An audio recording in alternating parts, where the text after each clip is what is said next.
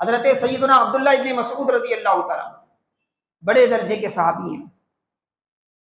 اعلان نبوت سے پہلے آپ مکے کے مالداروں کی بکریاں چرایا کرتے تھے. اللہ نے بڑا علم عطا فرمایا. میرے آقا فرماتے ہیں اگر کسی کو قرآن سیکھنا ہے تو عبداللہ ابن مسعود سے قرآن سیکھو.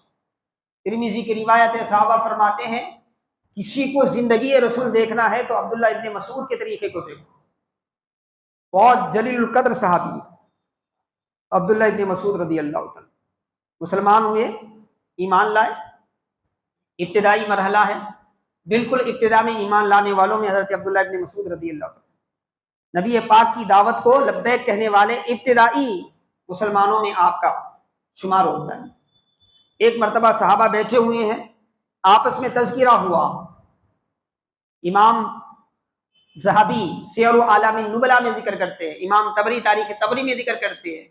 صحابہ میں ذکر ہوا کہ بھائی رسول اللہ تو برسر عام قرآن پڑھتے ہیں کافروں کے سامنے، مشرکوں کے سامنے، لیکن حالات ایسے تھے کہ کوئی اور جرأت نہیں کرتا.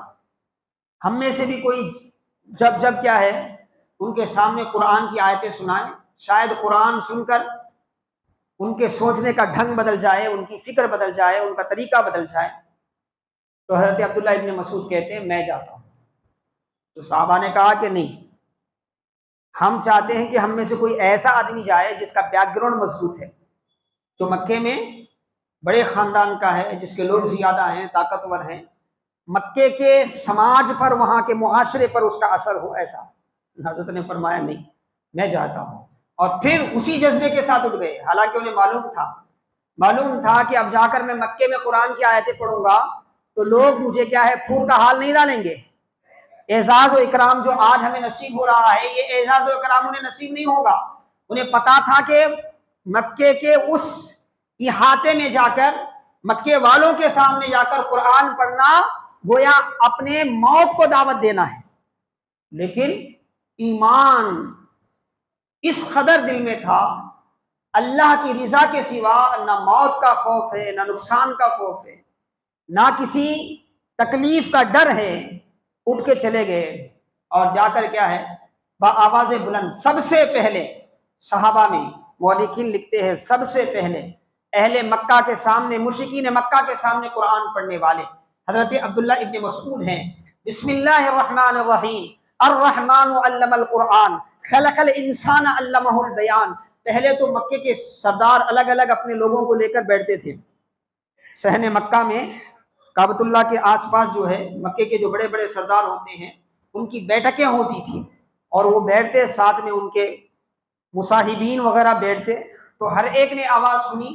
پہلے تو انہیں سمجھ نہیں آیا، پھر کسی نے بتایا کہ یہ محمد پر نازل ہونے والا کلام پڑھ رہا ہے. تو پھر ہر طرف سے آوازیں شروع ہو گئی کہ پکڑو مارو. ادھر سے ہر طرف سے لوگ آپ پر چمٹ گئے. کوئی چہرے کو مار رہا ہے، کوئی سر کو مار رہا ہے، پورا چہرہ مارنے کی وجہ سے سوج گیا ہے، خون نکل رہا ہے. لیکن وہ اللہ کا بندہ ہے کہ الرحمن علم القرآن خلق الانسان علمہ البیان. برابر ان کلمات کی تکرار کرتے کرتے بے ہوش ہو گئے، مگر کلام پڑھنا نہیں روکے. اسی حالت میں شام میں صحابہ میں ملاقات ہوئی تو صحابہ نے کہا ہم اسی لیے ڈر رہے تھے کہ کوئی مضبوط آدمی جس کا بیک گراؤنڈ دنیوی اعتبار سے بھی مضبوط ہو، ایسا کوئی آدمی کرتا تو اچھا ہوتا. آپ تو کوئی آپ کا پرسان حال نہیں ہے. تو حضرت عبداللہ ابن مسعود نے فرمایا مجھے کسی مضبوط خاندان کی ضرورت نہیں ہے، میں اس رب کو ماننے والا ہوں، وہ رب کی حفاظت میرے لیے کافی ہے. اگر تم چاہو تو کل جا کے پھر پڑھوں گا، کل جا کے پھر پڑھوں گا. یہ جذبہ ایمان. آج لوگ ہیں نا شرم کے مارے ٹوپی نکال رہے ہیں. کہاں لوگ ہم کو مسلمان سمجھتے. آج کے مسلمان کی حالت یہ ہے کہ غیر کا ہمارے پاس آتا ہے تو ٹوپی ڈالتا ہے، کیونکہ ٹوپی مسلمان کی پہچان ہے.